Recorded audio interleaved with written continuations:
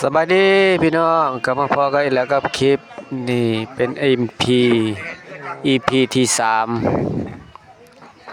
กลับมาเบิ่งเฮือคือเก่าเป็นรูปเป็นหางขึ้นมาแล้วพี่น้องใกล้สิสำเร็จแล้วฮะแล้วเอาขึ้นมาแกะใหม่เผาใหม่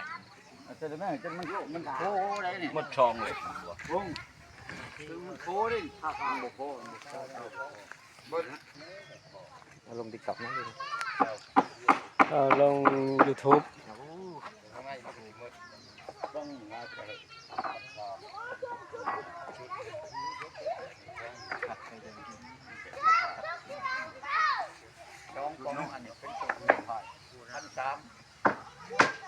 ใส่ดุกแล้วบัดนี้ก็ยังเหลือแต่ใส่คันก็ถือว่าสำเร็จแล้วว่าใส่หางบัดนี้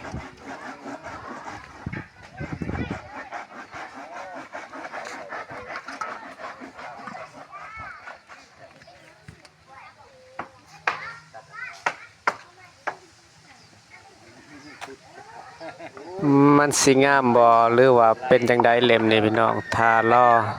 เบิ่งรอชมนำกันเด้อก็อย่าลืมเบิ่งแล้วก็อย่าลืมกดไลค์กดแชร์สวยสมพรให้เด้อพี่น้องเด้อ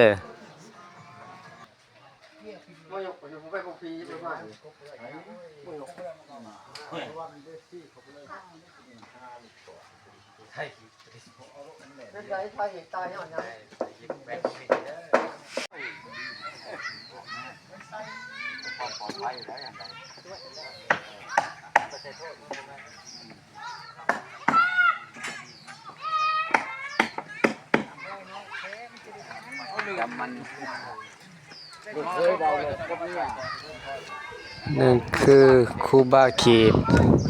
เป็นผู้อุปถัมภ์ได้ฮะ